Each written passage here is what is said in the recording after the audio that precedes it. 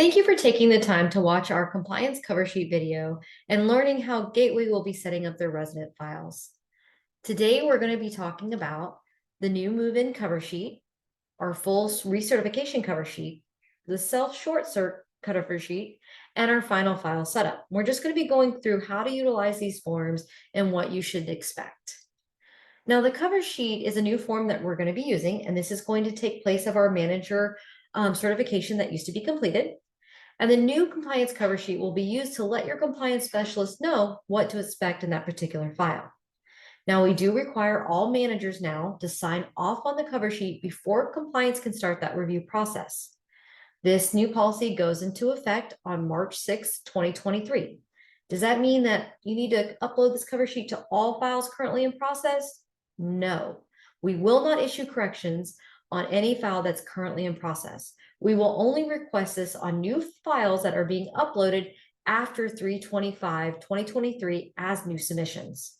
Hey, Mitzi, Now, yes, ma'am. that was as of 3/5/2023 instead of 3/25.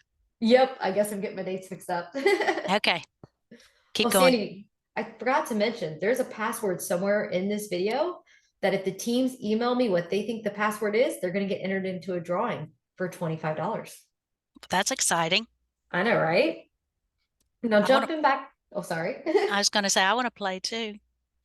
Too bad you're in compliance. You know the Okay, rules. okay. Now, jumping back in, what me and Cindy were talking about is we're only going to require this cover sheet on new submissions after 3/5/2023. And this is when you're starting that brand new file review process. Now, there is a checklist that we're going to be covering today, and we are going to require you to upload this checklist with any file submission that's uploaded after 3/6/2023. Now, the primary goal of this is to ensure that the compliance file is really ready for the compliance team to review it and start that review process. We're trying to eliminate some of that back and forth with applicants as well. We're also looking at reviewing and streamlining that file review process. Now, we do want to touch base real quick on the final file review timelines. New move-ins will be reviewed within 24 hours of upload. This does not include Saturday or Sundays. Full certifications for annual and self-certs will be reviewed within 1 week of upload, but we need you guys to make sure that that file is labeled correctly so we know where to place that special priority on. Correction request will be reviewed within 24 hours of upload, not including that Saturday or Sunday. Final files, we try to review those as soon as possible. The reason we upload the final files is really and truly for a file review storage purpose and to make sure that we can properly update the state databases. So we want to make sure that once a tenant executes that final file, they upload it to the system within 48 hours. Now, rush files is something we definitely want to talk about as well. We know sometimes a household shows up with a U-Haul when you did not give them permission to move in. However, rush files can take a toll on compliance. Make sure that anytime that you do need a rush file, that it is being requested by senior leadership, just so we can keep up with these other file review timelines that we talked about. Now, the new move-in cover sheet is a pretty simple form that we're going to start to utilize, and this should be the first page in all of your scanned files that are uploaded to compliance. What you want to do when you're completing this is make sure to list the site name, the household name, anticipated move-in date, and unit number for the particular file. We know sometimes that the move-in date and the unit number may not be known for a brand new move-in. In those particular cases, it's okay to wait list on the form and we can proceed with that review process. Now, when it comes to your household name, what you want to utilize here is the head of household. And that head of household should match on the tenant income certification in one site and on this form, and also should match the name that you're uploading the file under. Now, when you scan in the documents and upload it to us, you're going to follow the order that's listed on this cover sheet. We're going to start with the tenant income certification, and it should be the draft tick from one site, a fully completed application or other applications for all applicants. Make sure you're using the most applicable one that's currently in the folders. Verifications of income, such as employment, self-employment, Social Security, all that fun stuff. and your supporting documentation and calculations. The child support affidavit if needed for the file, including any birth certificates for individuals under the age of 18 and other supporting documentation that is needed. The asset documentations for the household. If you're one of those lucky sites that doesn't have to verify assets, you can use the asset under 5K form. If you had to third-party verify your assets due to a particular program or value of those assets, you're just going to put that calculation sheet and all the supporting documentation needed. When it comes to student eligibility, we're really looking for those student declarations, but make sure you have the right student declaration applicable to the programs that are associated with your household. Now, you also want to let your compliance specialist know where any special attention needs to be paid for that particular file. Maybe everybody's full-time students, we've got some unborn children, it's within 1,000 of the maximum income limit. It just helps us with that review process a little bit. Now, Gateway does have a policy that anytime reoccurring contribution or gift income is present in the household and it exceeds more than 30% of that household's total income, that your regional manager has approved that file. And you're going to include that email when you're uploading the file. Make sure that when your regional manager is reviewing that file, they're checking those background requirements and making sure the applicant meets all of those. Now, the next thing on the cover sheet is going to be the resident's lease rent. We want to make sure that what we've quoted that resident is listed here on the cover sheet. Now, anytime that this quoted rent differs from the approved rent on your rent and income sheet, it will need the regional manager to approve so we can proceed with that file, and make sure to include that email in the file just to avoid any delay in file review. If there's anything else you want to let your compliance specialist know, like how awesome they are, feel free to leave those notes and comments here on the cover sheet. And then the property manager is going to sign that cover sheet, letting the compliance specialist know that file is ready for their review. Now, for the month of March, we will not issue corrections if the manager forgets. We're just going to put a note to the correction request. Starting April 1, any compliance file that is uploaded without the manager signing this particular cover sheet will be issued a correction to re-upload the complete file with manager's approval. Now, when it comes to our full certification cover sheet, it's going to kind of follow that same approach. We want to make sure that we're completing that site's name, household name, matching all of it in one site and so forth, and then listing the effective date of that cert and the unit number. Scan your file in order according to the cover sheet by doing the tenant income certification, the draft tick from one site, a fully completed questionnaire, making sure you're using the most current one, that income documentation, calculations, child support, asset information, and student eligibility. Now, the other thing that you're going to want to always include with your full certifications is the move-in tick and application. We're reviewing those forms just to make sure that there are no changes in household members. If there's income changes, we can properly address that. And just making sure that marital status is where it needs to be. And if any changes happened, we can properly address that as well. Now, if you're one of the sites that may potentially have the move-in tick and application missing from the file for a particular reason, this is where you can let your compliance team know so they can proceed with that file review. But make sure that if you're purging your files for a particular reason, the move-in certification should always be present in the file. We should never remove that from our household certification file. It should always be there. Now, if there's any special attention, you're going to let your file review team know. These could be information like large increases, unborn children, new household members, household exceeding income limits, things around those nature.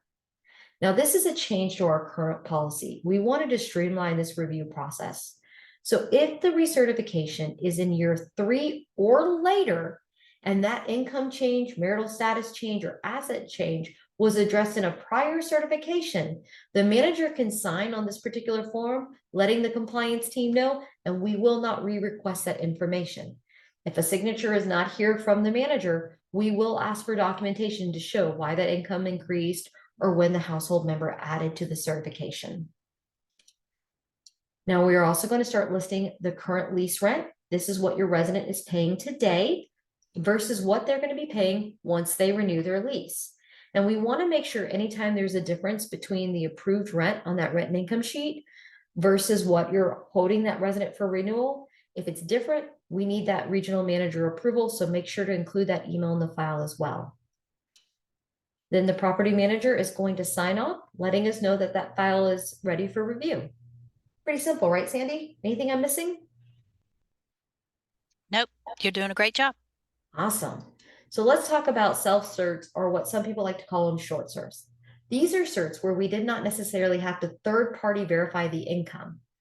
If for some reason your household exceeded 40% or 80%, remember, you have to full certify that particular household. So you're not going to utilize the self-certification for that particular household. Just like our other forms, we're going to list the site name, household name, effective date, and unit number. Scan your file in the order that's on the cover sheet. That draft tick from one site, the fully completed questionnaire, student eligibility, and move-in tick. The reason you're not sending us the move-in application is we're not necessarily worried about income changes for short certs. We're just making sure an original household member is still present in the file or in the unit. Hey, Mitzi, you Mhm. said on the self-cert, you said the trial. Self-certs, they complete them all the way now. So it would be an executed tick You are correct, Sandy. I instead of, totally forgot about that. yes. So it wouldn't be the trial, it would be the signed tick and everything. Now you guys see why I need Sandy so much. She is just an integral part of our team and keeps me on track. Now, when it comes to those households that exceeded 140 or 80%, remember, those are no longer considered self or short certs, because once a household tells us they exceed 140 or 80%, they have to complete a full certification if they are in a home unit. Now, on the cover sheet, just like our annual recertification, we want to check that current lease rent versus renewal rent. And if there's a difference, we will need the regional manager to approve the difference before we can finish out that file review. And then the property manager is going to sign the cover sheet and let us know that that file is ready for review. Now, when you're uploading those self-certs, not shirts, self-certs and short certs, make sure that you are uploading them as a final document submission and not a submission or correction request. We've seen a couple of those things happening. Now for our final file checklist, we have some new updated checklists that are applicable to what we're currently doing, and we have changed the names on this checklist to match what we're currently using as far as our compliance files. These are the cover sheets for your final file, and it's allowing you to kind of know what order to put that file in and which ones you will send to compliance, and some of them you're not going to send to compliance. Oops. Now, when you're uploading your new move-ins, just follow this particular format here, but we want to make sure that you are including the compliance approval letter, the signed tenant income certification, and for new move-ins, this cannot be signed more than 5 days from the effective move-in date of that household. We're no longer going to send the household demographics at time of application. You're now only going to send up the household demographics when the household actually moves in. So it's going to become part of that move-in process. Then the application, any supporting documentation needed in the file. And if something doesn't apply, you can simply write NA and that's okay. We want to make sure we got the right forms, the signed lease agreement. It's very important that you make sure that in connection with that signed lease agreement, you have your tax credit and lease addendum or home lease addendums present in that move-in file. We are required to send those up at time of audit. So it's really important that when you're uploading your final files, that's included along with the VALA addendum and acknowledgement. Now, if your household has a HAP Section 8 voucher contract, you want to make sure to upload that with your final file as well. For our full and short certs, we've got kind of a similar workflow, just making sure that you're uploading that. And at the very end, you're going to include the renewal rent notice. And then your other parts of your file, you're going to just kind of put in those orders. Now, when you're printing out each of these checklists, you want to actually print these on a bright color sheet of paper and separate each year in the file just so that you can keep them in nice order. And if our auditors happen to go on site, they know exactly what year they're looking at on each certification. Mitzi, I do want to mention one other thing. In part two, we have moved that the birth certificate now goes in part two instead of part one. Oh, thank you for that, So, Sandy. so that is a little bit of a change. The reason we made that change is because the birth certificates are being used to show that that minor is indeed part of the household. That's why we want to now move that over to our compliance file instead of just the information section of the file. Now, in summary, what we're kind of talking about here is the new compliance cover sheet, and we're using this to streamline the way that Gateway's compliance process is being reviewed. This new policy does go into effect on March 6, 2023, and it doesn't mean that you need to upload the cover sheet with all files currently in process, just any files that you uploaded on that date or later as new file submissions. When it comes to those final submissions, though, start using those checklists on March 6, 2023. Now, you know that password we talked about, Sandy? I do. 3 attempts. I think that's a great password. Well, thank you guys for taking the time to watch this video. And if you have any questions about this new process, please reach out to your compliance team. We're happy to support you guys and help make things a little bit easier by making sure you know what we're looking for in the files. We hope you guys have a great day.